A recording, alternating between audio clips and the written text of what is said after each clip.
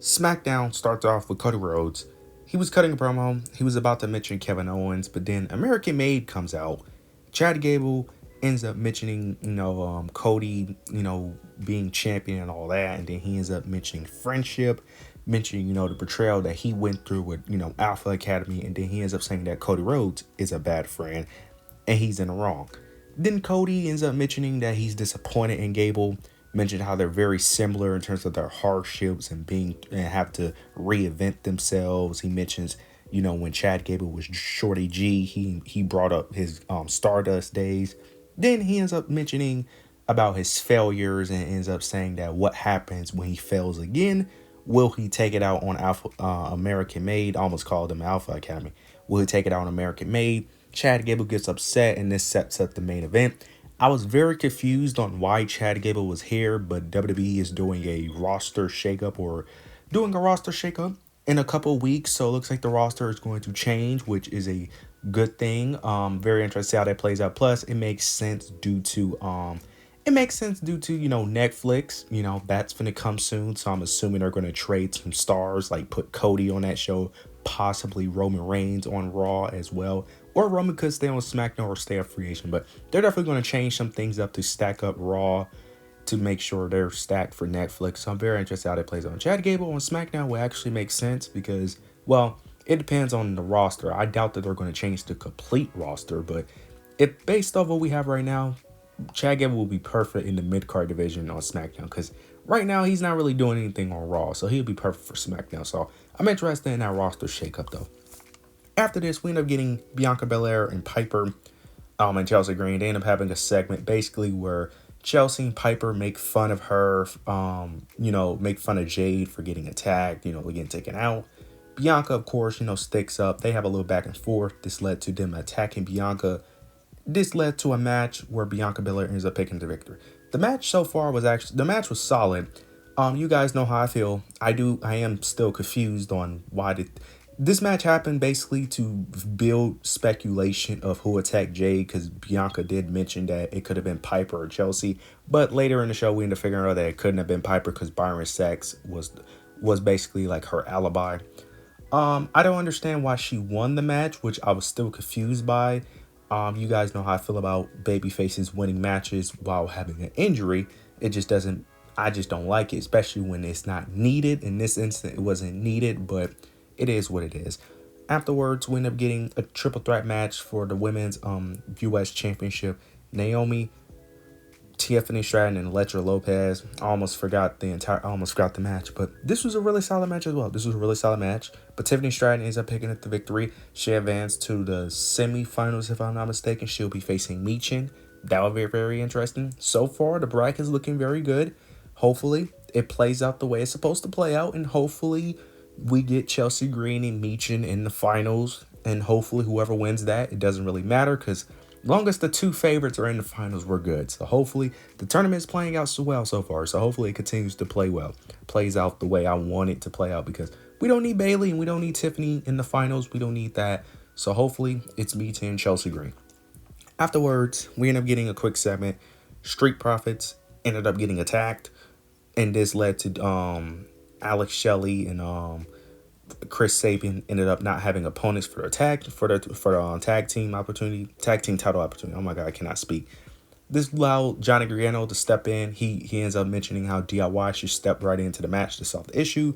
The Motor City Machine Guns ends up accepting a challenge, which led into them having a championship match later on in the show. Afterwards, we end up getting Shinsuke. He ends up coming out to the ring. Then you end up getting LA Knight. He comes out. LA Knight, of course, ends up coming out, basically wanting another shot at the U.S. title. Then afterwards, Andrade comes out mentioning he wants a shot at the title. Then you end up getting the Bloodline. The Bloodline attacks Andrade and LA Knight. They didn't attack Shinsuke. Then you get Solo. He gets on the microphone. He ends up basically saying that basically the Bloodline's still here. They're still strong.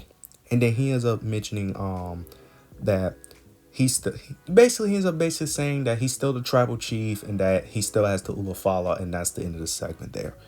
I was very confused of this segment because earlier in the show they end up attacking Apollo Crews and some security guards. I didn't mind nothing of it, but them attacking Andrade and LA Knight is very questionable because I was confused because we know Solo's end game for the most part is dealing with Roman.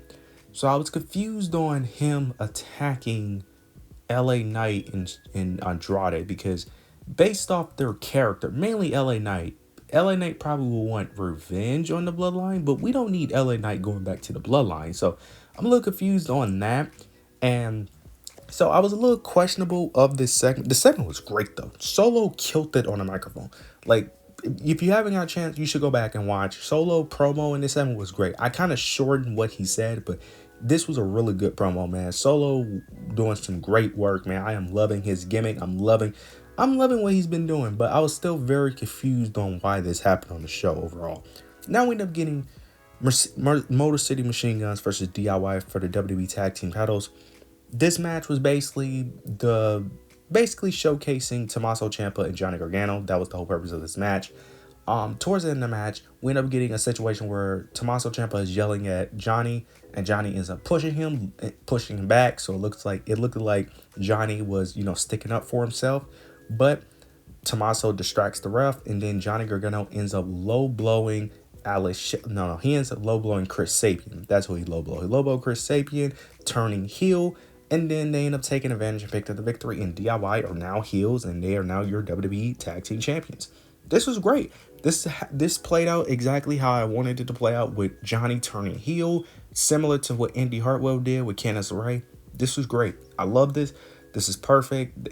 And plus, now you got baby faces to chase after the heel, because on SmackDown, it's really 3 tag teams that are mainly built right now. It doesn't make sense for all 3 of them to be babyface. You need one of them to be a heel. DIY, in my opinion, are the perfect heel tag team.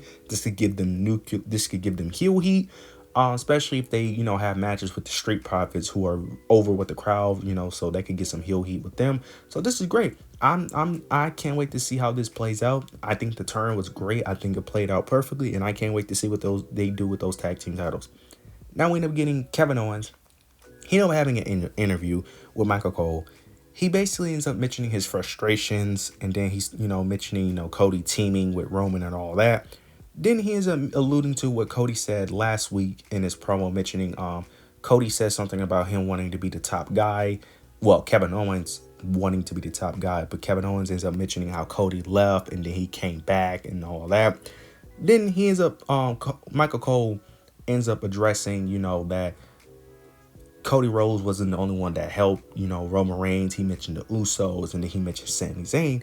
KO ends up interrupting him and ends up saying that he will address Sami Zayn eventually, which was very interesting. So we will get that KO and Sami feud. I feel like that's going to be the next thing for Kevin Owens. I really feel that way, because I highly doubt he's going to beat Cody Rhodes for the WWE Championship. I will hope so, but highly doubt it. But I can't wait to see how that plays out. I can't wait to see how he will react to Sami, joining Roman Reigns, helping, bringing the OG bloodline back. So I'm very interested. I can't wait to see how that plays out. But then he ends up mentioning Cody betraying him, and then Michael Cole ends up responding back, ends up saying that Kevin Owens is the problem.